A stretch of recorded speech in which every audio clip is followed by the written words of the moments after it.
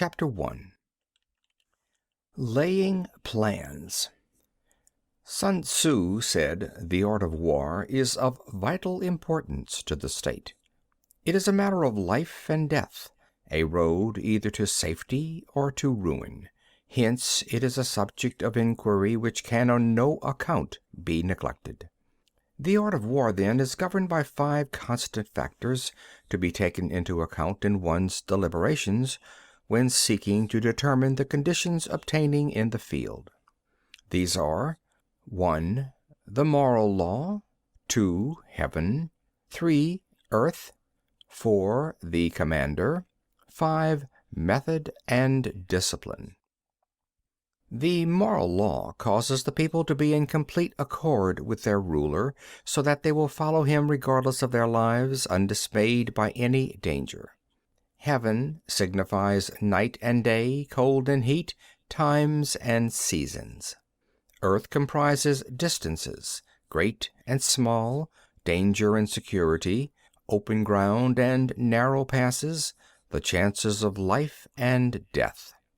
The commander stands for the virtues of wisdom, sincerity, benevolence, courage, and strictness. By method and discipline are to be understood the marshalling of the army in its proper subdivisions, the graduations of rank among the officers, the maintenance of the roads by which supplies may reach the army, and the control of military expenditure. These 5 heads should be familiar to every general. He who knows them will be victorious. He who knows them not will fail. Therefore, in your deliberations when seeking to determine the military conditions, let them be made the basis of a comparison in this wise: 1. Which of the 2 sovereigns is imbued with the moral law? 2. Which of the 2 generals has most ability? 3. With whom lie the advantages derived from heaven and earth? 4. On which side is discipline more rigorously enforced? 5. Which army is stronger? 6. On which side are officers and men more highly trained? 7.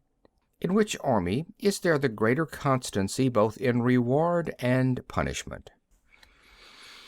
By means of these 7 considerations, I can forecast victory or defeat. The general that hearkens to my counsel and acts upon it will conquer. Let such a one be retained in command. The general that hearkens not to my counsel nor acts upon it will suffer defeat. Let such a one be dismissed. While heeding the profit of my counsel, avail yourself also of any helpful circumstances over and beyond the ordinary rules. According as circumstances are favorable, one should modify one's plans. All warfare is based on deception. Hence, when able to attack, we must seem unable. When using our forces, we must seem inactive.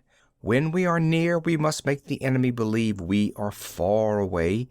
When far away, we must make him believe we are near. Hold out baits to entice the enemy, feign disorder, and crush him. If he is secure at all points, be prepared for him. If he is in superior strength, evade him. If your opponent is of choleric temper, seek to irritate him. Pretend to be weak, that he may grow arrogant. If he is taking his ease, give him no rest. If his forces are united, separate them. Attack him where he is unprepared. Appear where you are not expected. These military devices leading to victory must not be divulged beforehand. Now the general who wins a battle makes many calculations in his temple ere the battle is fought. The general who loses a battle makes but few calculations beforehand. Thus do many calculations lead to victory, and few calculations to defeat. How much more no calculation at all? It is by attention to this point that I can foresee who is likely to win or lose. Chapter 2. Waging War.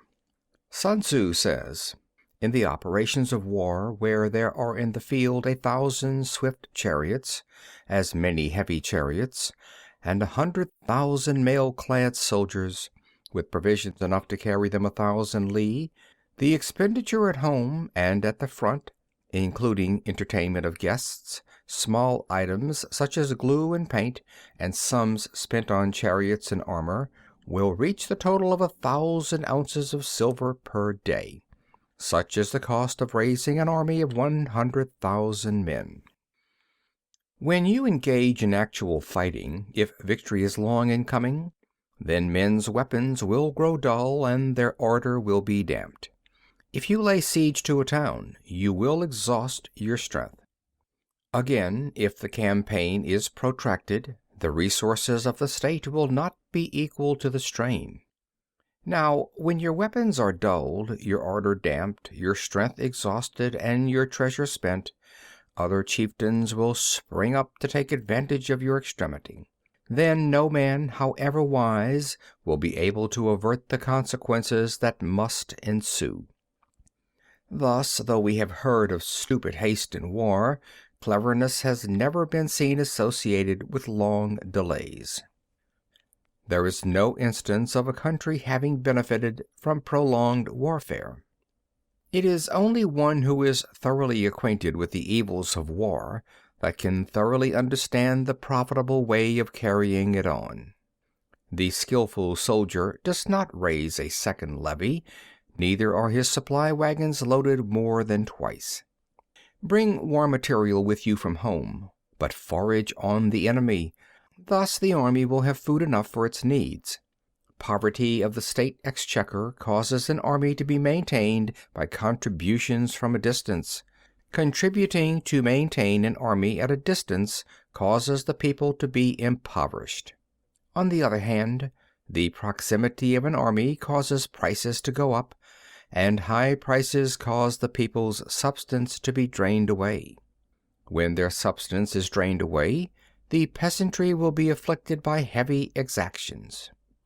With this loss of substance and exhaustion of strength, the homes of the people will be stripped bare, and 3/10 of their income will be dissipated, while government expenses for broken chariots, worn-out horses, breastplates and helmets, bows and arrows, spears and shields, protective mantles, draft oxen, and heavy wagons will amount to 4/10 of its total revenue. Hence, a wise general makes a point of foraging on the enemy. 1 cartload of enemy's provisions is equivalent to 20 of one's own, and likewise a single picul of his provender is equivalent to 20 from one's own store. Now, in order to kill the enemy, our men must be roused to anger. That there may be advantage from defeating the enemy, they must have their rewards. Therefore, in chariot fighting, when 10 or more chariots have been taken, those should be rewarded who took the first. Our own flags should be substituted for those of the enemy, and the chariots mingled and used in conjunction with ours. The captured soldiers should be kindly treated and kept. This is called using the conquered foe to augment one's own strength. In war, then, let your great object be victory, not lengthy campaigns. Thus it may be known that the leader of armies is the arbiter of the people's fate, the man on whom it depends whether the nation shall be in peace or in peril. Chapter 3. Attack by Stratagem. Sun Tzu said, "In the practical art of war, the best thing of all is to take the enemy's country whole and intact. To shatter and destroy it is not so good. So, too, it is better to recapture an army entire than to destroy it, to capture a regiment, a detachment, or a company entire than to destroy them. Hence, to fight and conquer in all your battles is not supreme excellence. Supreme excellence consists in breaking the enemy's resistance without fighting. Thus, the highest form of generalship is to balk the enemy's plans. The next best is to prevent the injunction of the enemy's forces.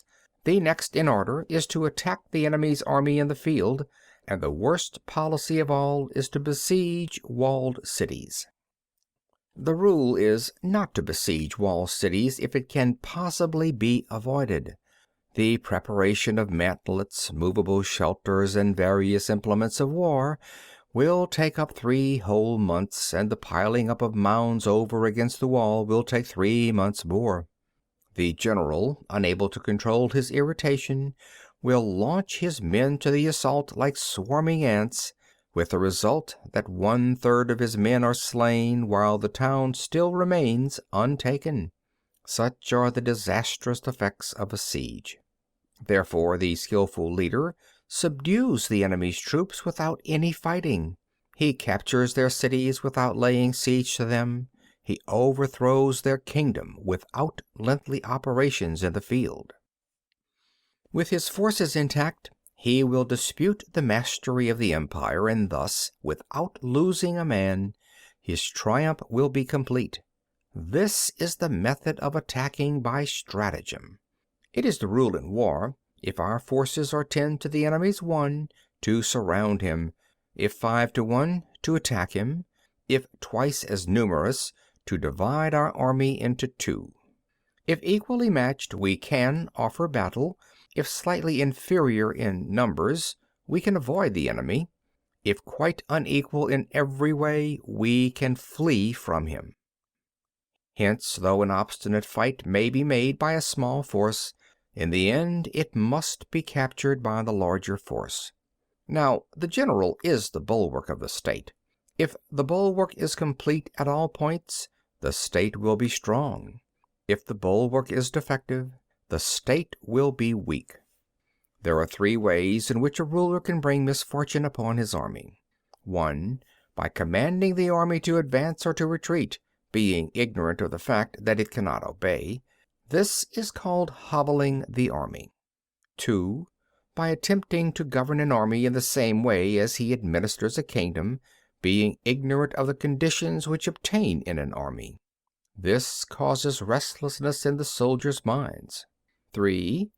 By employing the officers of his army without discrimination, through ignorance of the military principle of adaptation to circumstances. This shakes the confidence of the soldiers. But when the army is restless and distrustful, trouble is sure to come from the other feudal princes. This is simply bringing anarchy into the army and flinging victory away. Thus we may know that there are 5 essentials for victory. 1. He will win who knows when to fight and when not to fight. 2. He will win who knows how to handle both superior and inferior forces. 3. He will win whose army is animated by the same spirit throughout all its ranks. 4. He will win who, prepared himself, waits to take the enemy unprepared. 5. He will win who has military capacity and is not interfered with by the sovereign. Hence the saying, if you know the enemy and know yourself, you need not fear the result of 100 battles. If you know yourself but not the enemy, for every victory gained you will also suffer a defeat. If you know neither the enemy nor yourself, you will succumb in every battle. Chapter 4. Tactical Dispositions. Sun Tzu said, "The good fighters of old first put themselves beyond the possibility of defeat, and then waited for an opportunity of defeating the enemy.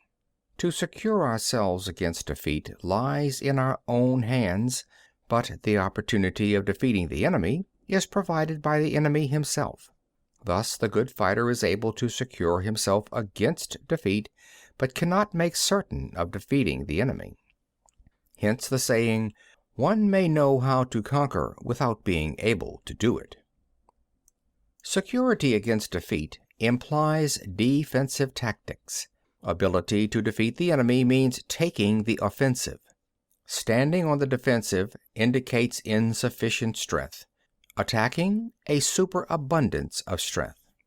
The general who is skilled in defense hides in the most secret recesses of the earth. He who is skilled in attack flashes forth from the topmost heights of heaven. Thus, on the one hand, we have the ability to protect ourselves, on the other, a victory that is complete. To see victory only when it is within the ken of the common herd is not the acme of excellence. Neither is it the acme of excellence if you fight and conquer, and the whole empire says, "Well done." To lift an autumn hare is no sign of great strength. To see the sun and moon is no sign of sharp sight. To hear the noise of thunder is no sign of a quick ear. What the ancients called a clever fighter is one who not only wins but excels in winning with ease. Hence his victories bring him neither reputation for wisdom nor credit for courage. He wins his battles by making no mistakes. Making no mistakes is what establishes the certainty of victory, for it means conquering an enemy that is already defeated. Hence, the skillful fighter puts himself into a position which makes defeat impossible, and does not miss the moment for defeating the enemy. Thus it is that in war the victorious strategist only seeks battle after the victory has been won, whereas he who is destined to defeat first fights and afterwards looks for victory. The consummate leader cultivates the moral law and strictly adheres to method and discipline. Thus it is in his power to control success. In respect of military method, we have firstly, measurement; secondly, estimation of quantity; thirdly, calculation; fourthly, balancing of chances; fifthly, victory. Measurement owes its existence to earth, estimation of quantity to measurement, calculation to estimation of quantity, balancing of chances to calculation, and victory to balancing of chances. A victorious army opposed to a routed one is as a pound's weight placed in the scale against a single grain. The onrush of a conquering force is like the bursting of pent-up waters into a chasm 1,000 fathoms deep. Chapter 5. Energy. Sun Tzu said, "The control of a large force is the same principle as the control of a few men. It is merely a question of dividing up their numbers. Fighting with a large army under your command is nowise different from fighting with a small one. It is merely a question of instituting signs and signals. To ensure that your whole host may withstand the brunt of the enemy's attack and remain unshaken, this is effected by maneuvers direct and indirect. That the impact of your army may be like a grindstone dashed against an egg, this is effected by the science of weak points and strong. In all fighting, the direct method may be used for joining battle, but indirect methods will be needed in order to secure victory. Indirect tactics, efficiently applied, are inexhaustible as heaven and earth, unending as the flow of rivers and streams. Like the sun and moon, they end but to begin anew. Like the four seasons, they pass away to return once more. There are not more than 5 musical notes, yet the combination of these 5 give rise to more melodies than can ever be heard. There are not more than 5 primary colors, blue, yellow, red, white, and black, yet in combination they produce more hues than can ever be seen. There are not more than 5 cardinal tastes, sour, acrid, salt, sweet, bitter, yet combinations of them yield more flavors than can ever be tasted. In battle, there are not more than 2 methods of attack, the direct and the indirect. Yet these 2 in combination give rise to an endless series of maneuvers. The direct and the indirect lead on to each other in turn. It is like moving in a circle. You never come to an end. Who can exhaust the possibilities of their combination? The onset of troops is like the rush of a torrent which will even roll stones along in its course. The quality of decision is like the well-timed swoop of a falcon, which enables it to strike and destroy its victim. Therefore the good fighter will be terrible in his onset and prompt in his decision. Energy may be likened to the bending of a crossbow, decision to the releasing of a trigger. Amid the turmoil and tumult of battle, there may be seeming disorder and yet no real disorder at all. Amid confusion and chaos, your array may be without head or tail, yet it will be proof against defeat. Simulated disorder postulates perfect discipline. Simulated fear postulates courage. Simulated weakness postulates strength. Hiding order beneath the cloak of disorder is simply a question of subdivision. Concealing courage under a show of timidity presupposes a fund of latent energy. Masking strength with weakness is to be effected by tactical dispositions. Thus, one who is skillful at keeping the enemy on the move maintains deceitful appearances, according to which the enemy will act. He sacrifices something that the enemy may snatch at it. By holding out baits he keeps him on the march, then with a body of picked men he lies in wait for him. The clever combatant looks to the effect of combined energy and does not require too much from individuals, hence his ability to pick out the right men and utilize combined energy.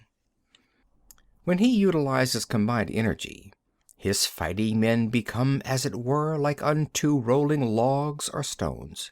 For it is the nature of a log or stone to remain motionless on level ground, and to move when on a slope; if four-cornered, to come to a standstill, but if round-shaped, to go rolling down. Thus the energy developed by good fighting men is as the momentum of a round stone rolled down a mountain thousands of feet in height. So much on the subject of energy. Chapter 6. Weak Points and Strong. Sun Tzu said, "Whoever is first in the field and awaits the coming of the enemy will be fresh for the fight. Whoever is second in the field and has to hasten to battle will arrive exhausted." Therefore the clever combatant imposes his will on the enemy, but does not allow the enemy's will to be imposed on him. By holding out advantages to him, he can cause the enemy to approach of his own accord, or by inflicting damage he can make it impossible for the enemy to draw near. If the enemy is taking his ease, he can harass him. If he is well supplied with food, he can starve him out. If quietly encamped, he can force him to move. Appear at points which the enemy must hasten to defend. March swiftly to places where you are not expected. An army may march great distances without distress if it marches through country where the enemy is not. You can be sure of succeeding in your attacks if you only attack places which are undefended. You can ensure the safety of your defense if you only hold positions that cannot be attacked. Hence that general is skillful in attack whose opponent does not know what to defend, and he is skillful in defense whose opponent does not know what to attack. O divine art of subtlety and secrecy! Through you we learn to be invisible, through you inaudible, and hence we can hold the enemy's fate in our hands. You may advance and be absolutely irresistible if you make for the enemy's weak points. You may retire and be safe from pursuit if your movements are more rapid than those of the enemy. If we wish to fight, the enemy can be forced to an engagement even though he be sheltered behind a high rampart and a deep ditch. All we need do is attack some other place that he will be obliged to relieve.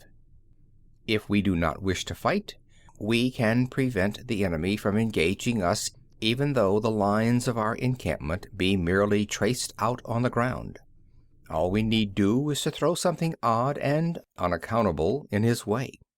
By discovering the enemy's dispositions and remaining invisible ourselves, we can keep our forces concentrated while the enemy's must be divided. We can form a single united body, while the enemy must split up into fractions. Hence there will be a whole pitted against several parts of a whole, which means that we shall be many to the enemy's few. And if we are able thus to attack an inferior force with a superior one, our opponents will be in dire straits.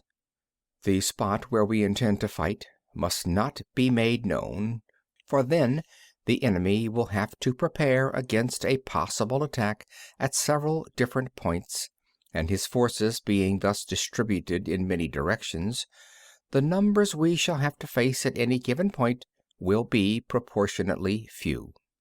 For should the enemy strengthen his van, he will weaken his rear. Should he strengthen his rear, he will weaken his van.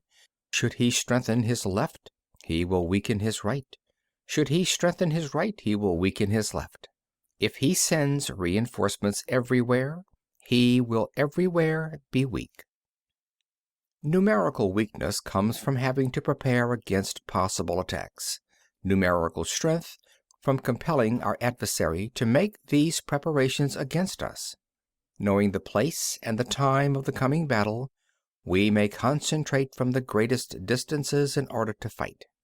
But if neither time nor place be known, then the left wing will be impotent to succor the right equally impotent to succor the left, the van unable to relieve the rear, or the rear to support the van.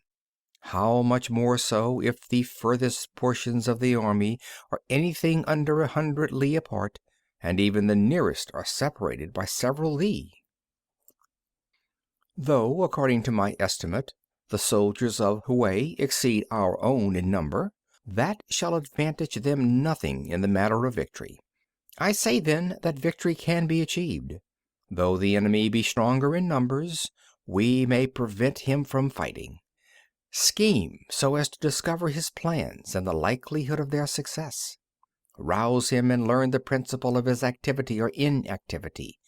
Force him to reveal himself so as to find out his vulnerable spots. Carefully compare the opposing army with your own, so that you may know where strength is superabundant and where it is deficient. In making tactical dispositions, the highest pitch you can attain is to conceal them. Conceal your dispositions, and you will be safe from the prying of the subtlest spies, from the machinations of the wisest brains. How victory may be produced for them out of the enemy's own tactics, that is what the multitude cannot comprehend. All men can see the tactics whereby I conquer, but what none can see is the strategy out of which victory is evolved. Do not repeat the tactics which have gained you one victory, but let your methods be regulated by the infinite variety of circumstances. Military tactics are like unto water, for water in its natural course runs away from high places and hastens downwards. So in war, the way is to avoid what is strong, and to strike at what is weak. Water shapes its course according to the nature of the ground over which it flows. The soldier works out his victory in relation to the foe whom he is facing. Therefore, just as water retains no constant shape, so in warfare there are no constant conditions. He who can modify his tactics in relation to his opponent and thereby succeed in winning may be called a heaven-born captain. The 5 elements, water, fire, wood, metal, earth, are not always equally predominant. The 4 seasons make way for each in turn. There are short days and long. The moon has its periods of waning and waxing. Chapter 7. Maneuvering. Sun Tzu said, "In war, the general receives his commands from the sovereign. Having collected an army and concentrated his forces, he must blend and harmonize the different elements thereof before pitching his camp. After that comes tactical maneuvering, than which there is nothing more difficult. The difficulty of tactical maneuvering consists in turning the devious into the direct, and misfortune into gain. Thus, to take a long and circuitous route, after enticing the enemy out of the way, and those starting after him, to contrive to reach the goal before him, shows knowledge of the artifice of deviation. Maneuvering with an army is advantageous, with an undisciplined multitude most dangerous. If you set a fully equipped army in march in order to snatch an advantage, the chances are that you will be too late. On the other hand, to detach a flying column for the purpose involves the sacrifice of its baggage and stores. Thus, if you order your men to roll up their buff coats and make forced marches without halting day or night, covering double the usual distance at a stretch, doing 100 li in order to wrest an advantage, the leaders of all your 3 divisions will fall into the hands of the enemy. The stronger men will be in front, the jaded ones will fall behind, and on this plan only 1/10 of your army will reach its destination. If you march 50 li in order to outmaneuver the enemy, you will lose the leader of your first division, and only half your force will reach the goal. If you march 30 li with the same object, 2/3 of your army will arrive. We will take it then that an army without its baggage train is lost. Without provisions, it is lost. Without bases of supply, it is lost. We cannot enter into alliances until we are acquainted with the designs of our neighbors. We are not fit to lead an army on the march unless we are familiar with the face of the country, its mountains and forests, its pitfalls and precipices, its marshes and swamps. We shall be unable to turn natural advantage to account unless we make use of local guides. In war, practice dissimulation and you will succeed. Whether to concentrate or to divide your troops must be decided by circumstances. Let your rapidity be that of the wind, your compactness that of the forest. In raiding and plundering be like fire, in immovability like a mountain. Let your plans be dark and impenetrable as night, and when you move, fall like a thunderbolt. When you plunder a countryside, let the spoil be divided amongst your men. When you capture new territory, cut it up into allotments for the benefit of the soldiery. Ponder and deliberate before you make a move. He will conquer who has learnt the artifice of deviation. Such is the art of maneuvering. The Book of Army Management says, "On the field of battle the spoken word does not carry far enough, hence the institution of gongs and drums. Nor can ordinary objects be seen clearly enough, hence the institution of banners and flags." Gongs and drums, banners and flags, are means whereby the ears and eyes of the host may be focused on one particular point. The host thus forming a single united body, it is impossible either for the brave to advance alone, or for the cowardly to retreat alone. This is the art of handling large masses of men. In night fighting, then, make much use of signal fires and drums, and in fighting by day, of flags and banners, as a means of influencing the ears and eyes of your army. A whole army may be robbed of its spirit. A commander-in-chief may be robbed of his presence of mind. Now, a soldier's spirit is keenest in the morning. By noonday it has begun to flag, and in the evening his mind is bent only on returning to camp. A clever general, therefore, avoids an army when its spirit is keen, but attacks it when it is sluggish and inclined to return. This is the art of studying moods. Disciplined and calm, to await the appearance of disorder and hubbub amongst the enemy, this is the art of retaining self-possession. To be near the goal while the enemy is still far from it, to wait at ease while the enemy is toiling and struggling, to be well fed while the enemy is famished, this is the art of husbanding one's strength. to refrain from intercepting an enemy whose banners are in perfect order, to refrain from attacking an army drawn up in calm and confident array. This is the art of studying circumstances. It is a military axiom not to advance uphill against the enemy, nor to oppose him when he comes downhill. Do not pursue an enemy who simulates flight. Do not attack soldiers whose temper is keen. Do not swallow bait offered by the enemy. Do not interfere with an army that is returning home. When you surround an army, leave an outlet free. Do not press a desperate foe too hard. Such is the art of warfare. Chapter 8. Variation in Tactics. Sun Tzu said, "In war, the general receives his commands from the sovereign, collects his army, and concentrates his forces. When in difficult country, do not encamp. In country where high roads intersect, join hands with your allies. Do not linger in dangerously isolated positions. In hemmed-in situations, you must resort to stratagem. In desperate position, you must fight. There are roads which must not be followed, armies which must be not attacked, towns which must not be besieged, positions which must not be contested, commands of the sovereign which must not be obeyed." The general who thoroughly understands the advantages that accompany variation of tactics knows how to handle his troops.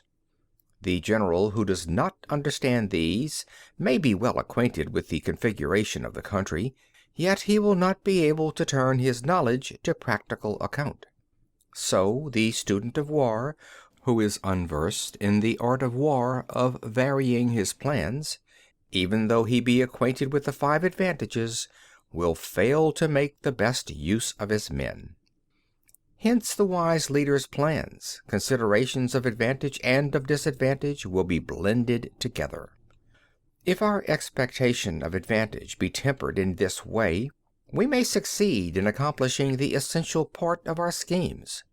If, on the other hand, in the midst of difficulties we are always ready to seize an advantage, we may extricate ourselves from misfortune. Reduce the hostile chiefs by inflicting damage on them, and make trouble for them, and keep them constantly engaged. Hold out specious allurements, and make them rush to any given point. The art of war teaches us to rely not on the likelihood of the enemy's not coming, but on our own readiness to receive him; not on the chance of his not attacking, but rather on the fact that we have made our position unassailable. There are 5 dangerous faults which may affect a general. 1. Recklessness, which leads to destruction. 2. Cowardice, which leads to capture. 3. A hasty temper, which can be provoked by insults. 4. A delicacy of honor, which is sensitive to shame. 5. Over-solicitude for his men, which exposes him to worry and trouble. These are the 5 besetting sins of a general, ruinous to the conduct of war. When an army is overthrown and its leader slain, the cause will surely be found among these 5 dangerous faults. Let them be the subject of meditation.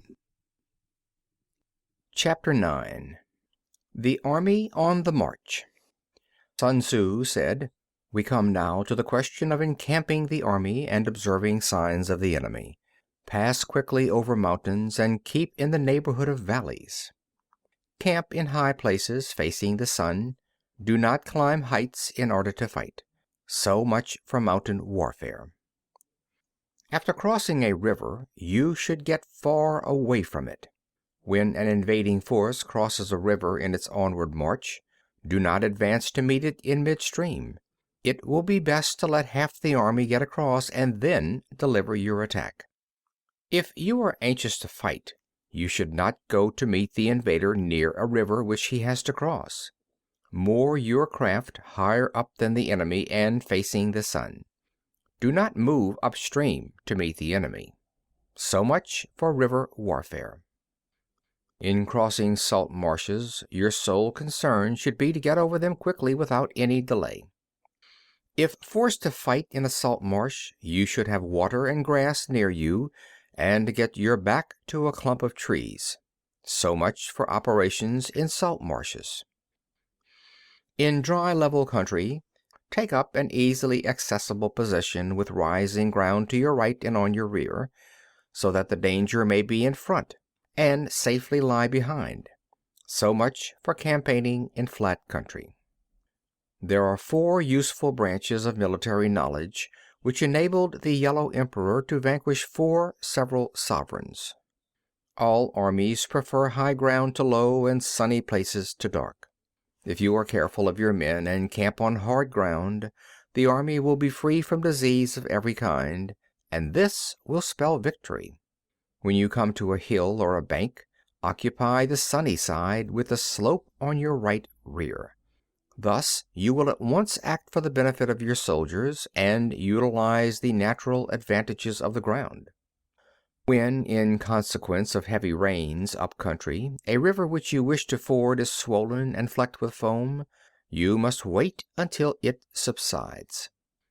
Country in which there are precipitous cliffs with torrents running between, deep natural hollows, confined places, tangled thickets, quagmires and crevasses, should be left with all possible speed, and not approached.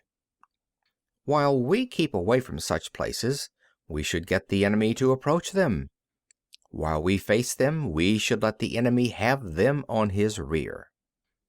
If in the neighborhood of your camp there should be any hilly country, ponds surrounded by aquatic grass, hollow basins filled with reeds, or woods with thick undergrowth, they must be carefully routed out and searched, for these are places where men in ambush and insidious spies are likely to be lurking. When the enemy is close at hand and remains quiet, he is relying on the natural strength of his position. When he keeps aloof and tries to provoke a battle, he is anxious for the other side to advance. If his place of encampment is easy of access, he is tendering a bait. Movement amongst the trees of a forest shows that the enemy is advancing. The appearance of a number of screens in the midst of thick grass means that the enemy wants to make us suspicious. The rising of birds in their flight is the sign of an ambuscade. Startled beasts indicate that a sudden attack is coming. When there is dust rising in a high column, it is the sign of chariots advancing. When the dust is low but spread over a wide area, it betokens the approach of infantry. When it branches out in different directions, it shows that parties have been sent to collect firewood. A few clouds of dust moving to and fro signify that the army is encamping. Humble words and increased preparations are signs that the enemy is about to advance. Violent language and driving forward as if to attack are signs that he will retreat. When the light chariots come out first and take up position on the wings, it is a sign that the enemy is forming for battle. Peace proposals unaccompanied by a sworn covenant indicate a plot. When there is much running about and the soldiers fall into rank, it means that the critical moment has come. When some are seen advancing and some retreating, it is a lure. When the soldiers stand leaning on their spears, they are faint from want of food. If those who are sent to draw water begin by drinking themselves, the army is suffering from thirst. If the enemy sees an advantage to be gained and makes no effort to secure it, the soldiers are exhausted. If birds gather on any spot, it is unoccupied. Clamor by night betokens nervousness. If there is disturbance in the camp, the general's authority is weak.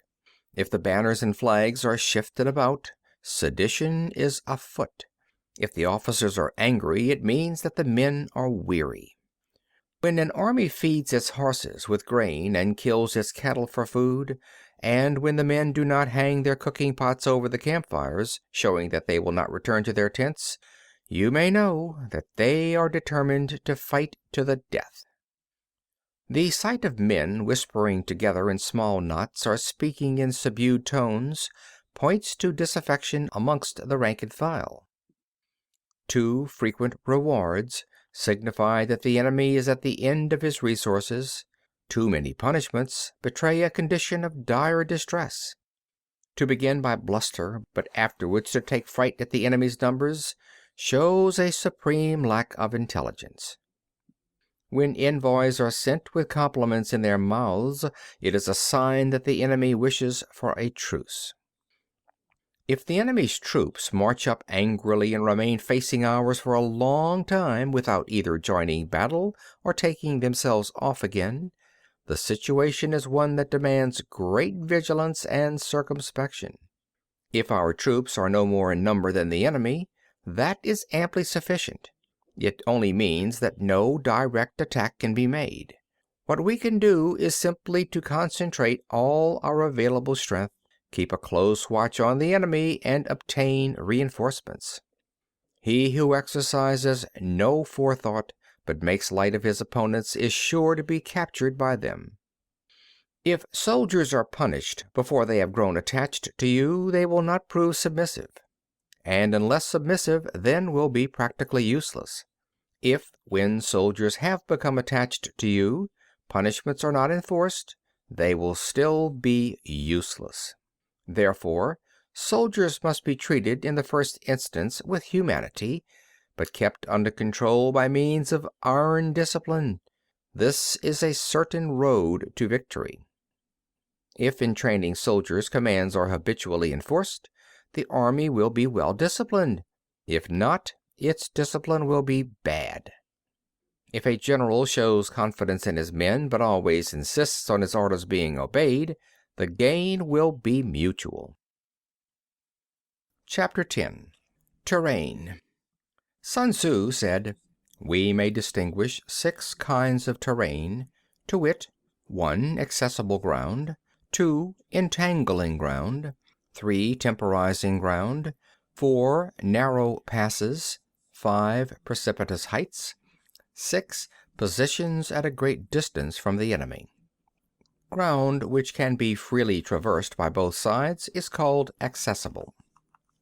With regard to ground of this nature, be before the enemy in occupying the raised and sunny spots, and carefully guard your lines of supplies. Then you will be able to fight with advantage. Ground which can be abandoned but is hard to reoccupy is called entangling. From a position of this sort, if the enemy is unprepared, you may sally forth and defeat him. But if the enemy is prepared for your coming, and you fail to defeat him, then, return being impossible, disaster will ensue. When the position is such that neither side will gain by making the first move, it is called temporizing ground. In a position of this sort, even though the enemy should offer us an attractive bait, it will be advisable not to stir forth, but rather to retreat, thus enticing the enemy in his turn.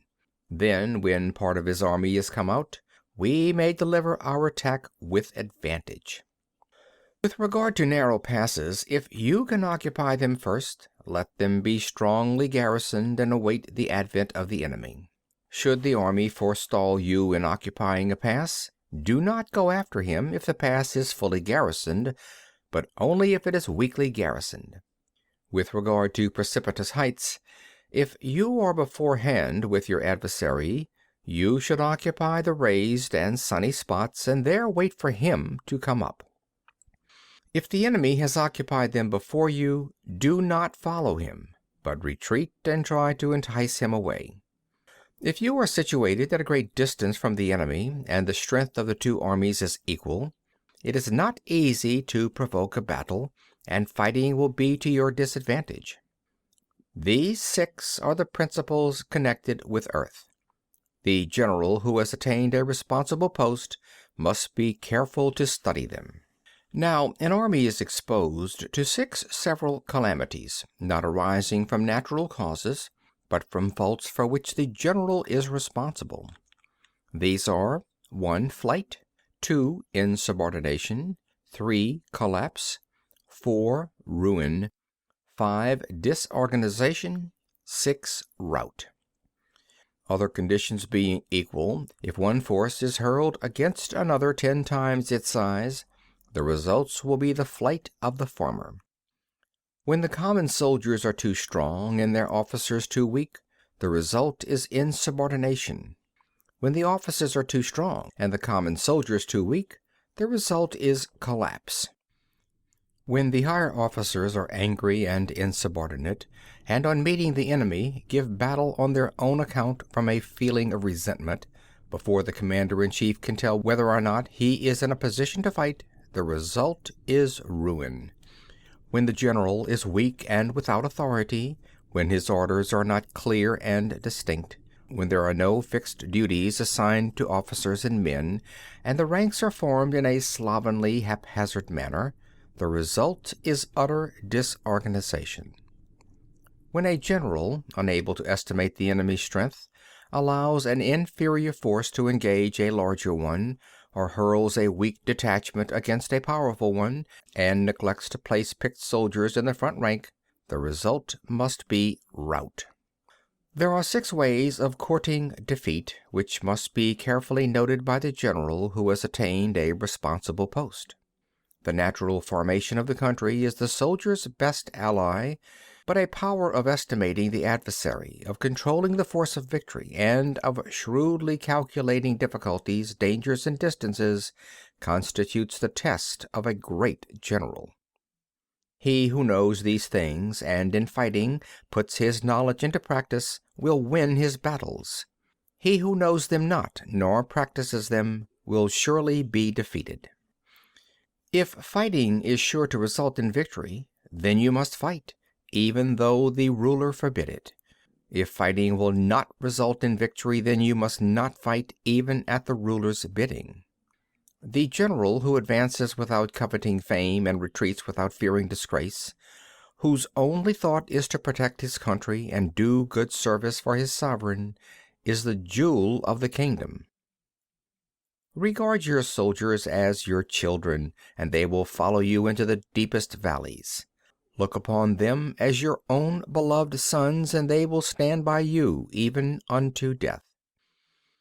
If, however, you are indulgent but unable to make your authority felt, kind-hearted but unable to enforce your commands, and incapable, moreover, of quelling disorder, then your soldiers must be likened to spoilt children. They are useless for any practical purpose. If we know that our own men are in a condition to attack, but are unaware that the enemy is not open to attack, we have gone only halfway towards victory. If we know that the enemy is open to attack, but are unaware that our own men are not in condition to attack, we have gone only halfway towards victory. If we know that the enemy is open to attack, and also know that our men are in a condition to attack, but are unaware that the nature of the ground makes fighting impracticable, we have still gone only halfway towards victory. Hence the experienced soldier, once in motion, is never bewildered. Once he has broken camp, he is never at a loss. Hence the saying, if you know the enemy and know yourself, your victory will not stand in doubt. If you know heaven and know earth, you may make your victory complete. Chapter 11. The 9 Situations.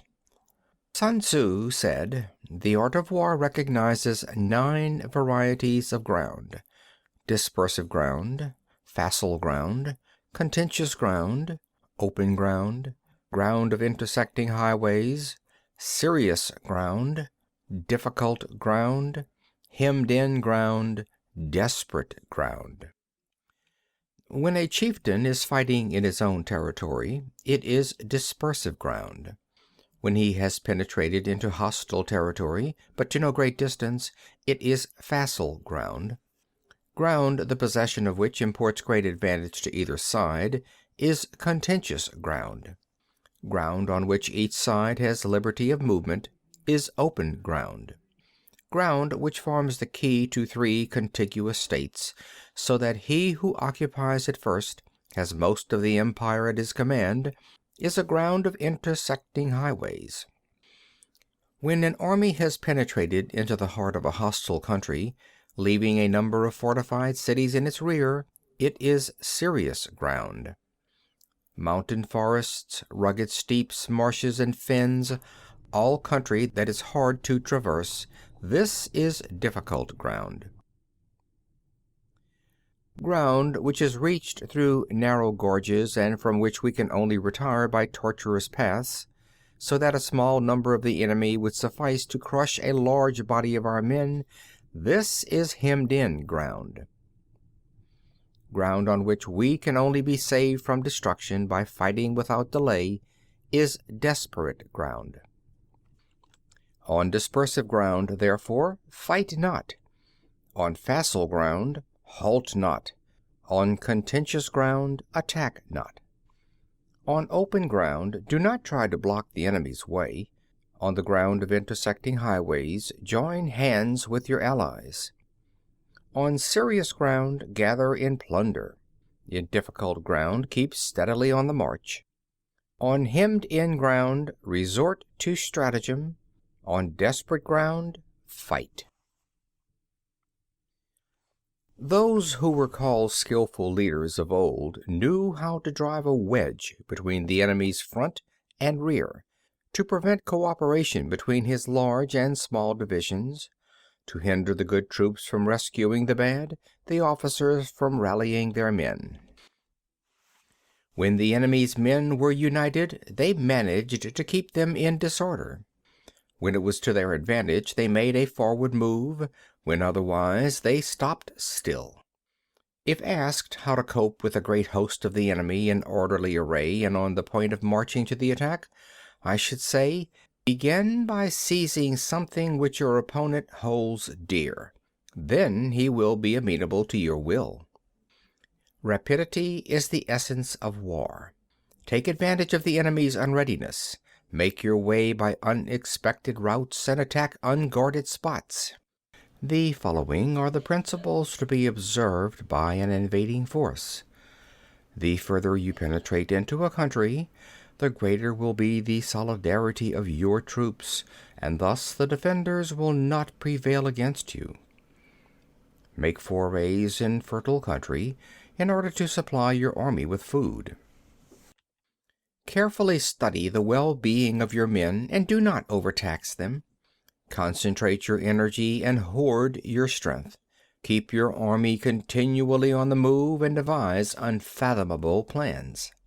Throw your soldiers into positions whence there is no escape, and they will prefer death to flight.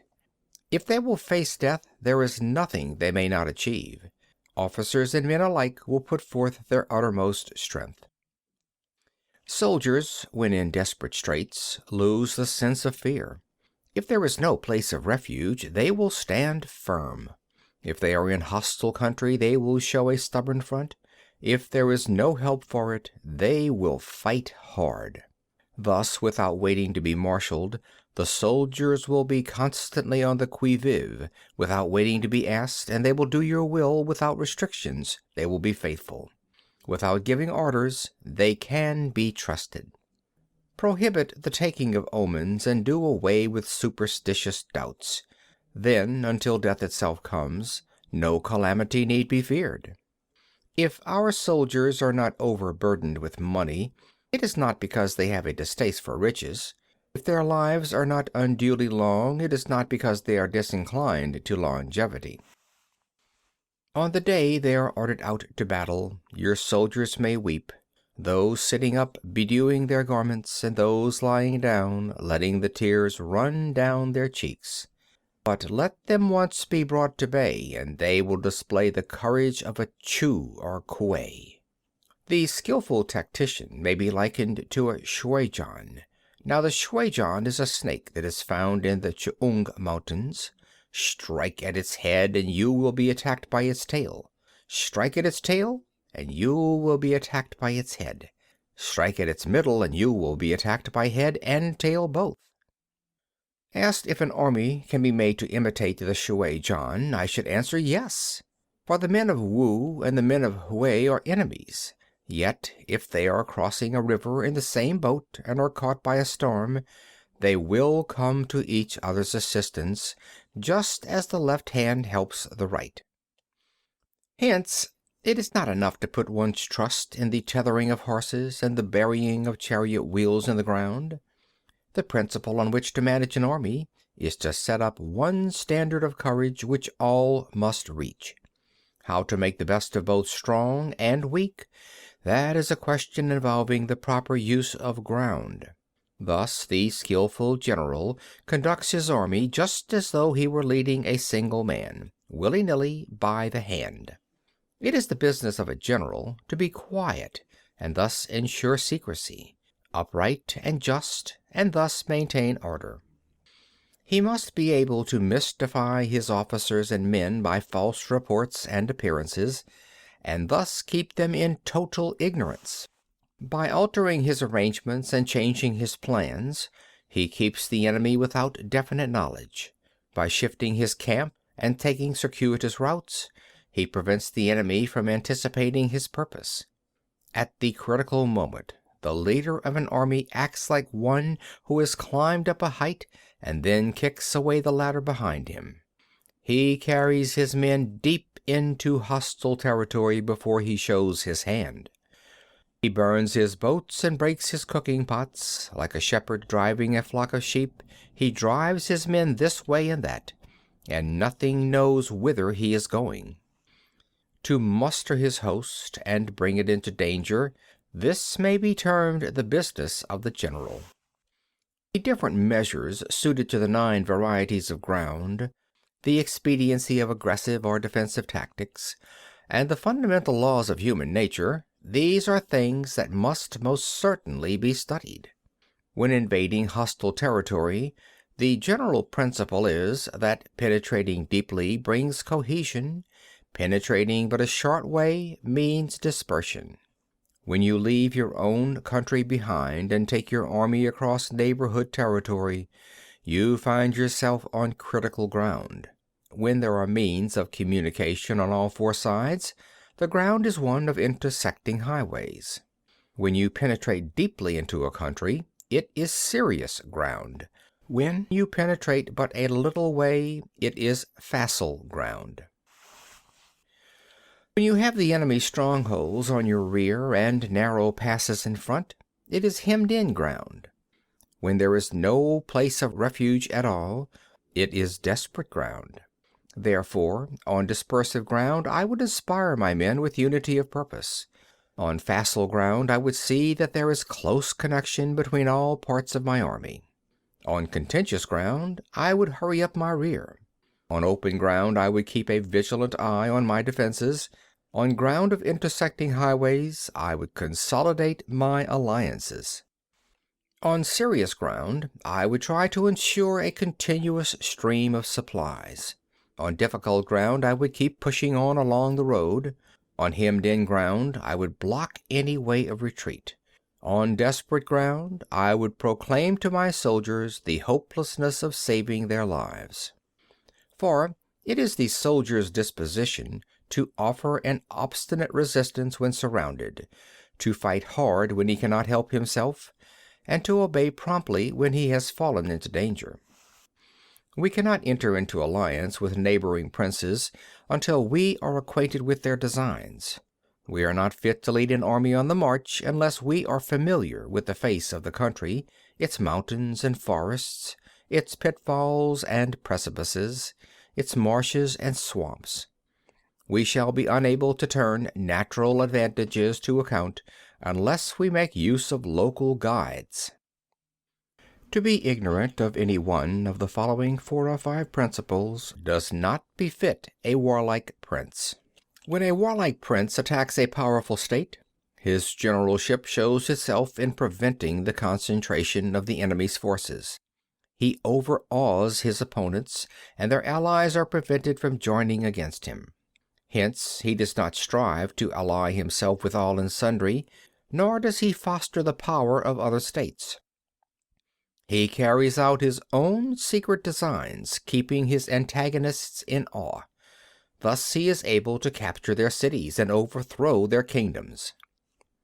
Bestow rewards without regard to rule, issue orders without regard to previous arrangements, and you will be able to handle a whole army as though you had to do with but a single man. Confront your soldiers with the deed itself. Never let them know your design. When the outlook is bright, bring it before their eyes, but tell them nothing when the situation is gloomy. Place your army in deadly peril, and it will survive. Plunge it into desperate straits, and it will come off in safety. For it is precisely when a force has fallen into harm's way that it is capable of striking a blow for victory. Success in warfare is gained by carefully accommodating ourselves to the enemy's purpose. By persistently hanging on the enemy's flank, we shall succeed in the long run in killing the commander-in-chief. This is called ability to accomplish a thing by sheer cunning.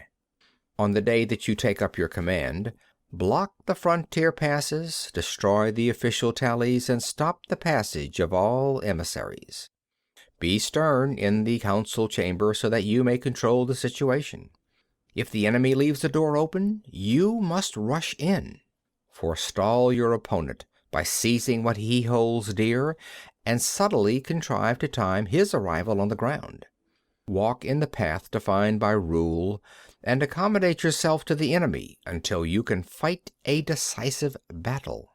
At first, then, exhibit the coyness of a maiden until the enemy gives you an opening. Afterwards emulate the rapidity of a running hare, and it will be too late for the enemy to oppose you. Chapter 12. The Attack by Fire. Sun Tzu said there are 5 ways of attacking with fire. The first is to burn soldiers in their camp. The second is to burn stores. The third is to burn baggage trains. The fourth is to burn arsenals and magazines. The fifth is to hurl dropping fire amongst the enemy. In order to carry out an attack, we must have means available. The materials for raising fire should always be kept in readiness. There is a proper season for making attacks with fire, and special days for starting a conflagration. The proper season is when the weather is very dry. The special days are those when the moon is in the constellations of the sieve, the wall, the wing, or the crossbar, for these 4 are all days of rising wind. In attacking with fire, one should be prepared to meet 5 possible developments. 1. When fire breaks out inside the enemy's camp, respond at once with an attack from without. 2. If there is an outbreak of fire, but the enemy's soldiers remain quiet, bide your time and do not attack. 3. When the force of the flames has reached its height, follow it up with an attack if that is practicable. If not, stay where you are. 4. If it is possible to make an assault with fire from without, do not wait for it to break out within, but deliver your attack at a favorable moment. 5. When you start a fire, be to windward of it. Do not attack from the leeward. A wind that rises in the daytime lasts long, but a night breeze soon falls. In every army, the 5 developments connected with fire must be known. The movements of the stars calculated, and a watch kept for the proper days. Hence, those who use fire as an aid to the attack show intelligence. Those who use water as an aid to the attack gain an accession of strength.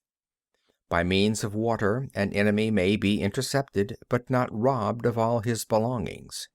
Unhappy is the fate of one who tries to win his battles and succeed in his attacks without cultivating the spirit of enterprise, for the result is waste of time and general stagnation. Hence the saying, "The enlightened ruler lays his plans well ahead, the good general cultivates his resources." Move not unless you see an advantage. Use not your troops unless there is something to be gained. Fight not unless the position is critical. No ruler should put troops into the field merely to gratify his own spleen. No general should fight a battle simply out of pique. If it is to your advantage, make a forward move. If not, stay where you are. Anger may in time change to gladness. Vexation may be succeeded by content. But a kingdom that has once been destroyed can never come again into being, nor can the dead ever be brought back to life. Hence the enlightened ruler is heedful, and the good general full of caution. This is the way to keep a country at peace and an army intact. Chapter 13. The Use of Spies. Sun Tzu said, "Raising a host of 100,000 men and marching them great distances entails heavy loss on the people and a drain on the resources of the state. The daily expenditure will amount to 1,000 ounces of silver.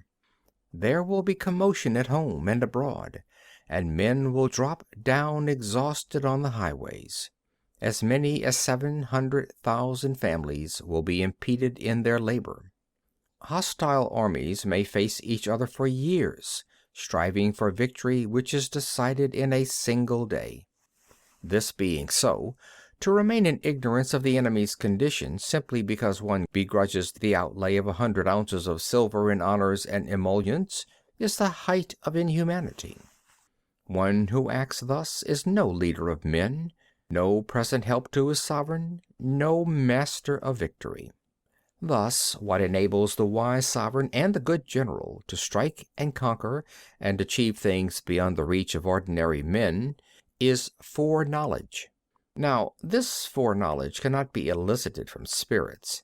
It cannot be obtained inductively from experience, nor by any deductive calculation.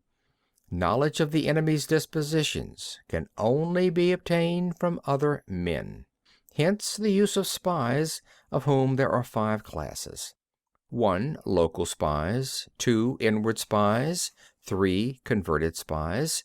4. Doomed spies. 5. Surviving spies. When these 5 kinds of spy are all at work, none can discover the secret system. This is called divine manipulation of the threads. It is the sovereign's most precious faculty. Having local spies means employing the services of the inhabitants of a district. Having inward spies, making use of officials of the enemy. Having converted spies, getting hold of the enemy's spies and using them for our purposes. Having doomed spies, doing certain things openly for purposes of deception, and allowing our spies to know of them and report them to the enemy. Surviving spies, finally, are those who bring back news from the enemy's camp. Hence it is that none in the whole army are more intimate relations to be maintained than with spies. None should be more liberally rewarded. In no other business should greater secrecy be preserved. Spies cannot be usefully employed without certain intuitive sagacity. They cannot be properly managed without benevolence and straightforwardness. Without subtle ingenuity of mind, one cannot make certain of the truth of their reports. Be subtle, and use your spies for every kind of business. If a secret piece of news is divulged by a spy before the time is ripe, he must be put to death together with the man to whom the secret was told. Whenever the object be to crush an army, to storm a city, or to assassinate an individual, it is always necessary to begin by finding out the names of the attendants, the aides de camp, and doorkeepers and sentries of the general in command. Our spies must be commissioned to ascertain these. The enemy spies who have come to spy on us must be sought out, tempted with bribes, led away, and comfortably housed. Thus they will become converted spies and available for our service. It is through the information brought by the converted spy that we are able to acquire and employ local and inward spies. It is owing to his information, again, that we can cause the doomed spy to carry false tidings to the enemy. Lastly, it is by his information that the surviving spy can be used on appointed occasions. The end and aim of spying in all its 5 varieties is knowledge of the enemy, and this knowledge can only be derived, in the first instance, from the converted spy. Hence it is essential that the converted spy be treated with the utmost liberality. Of old, the rise of the Yin dynasty was due to I Ching, who had served under Hsia. Likewise, the rise of the Chu dynasty was due to Lu Ya, who had served under the Yin.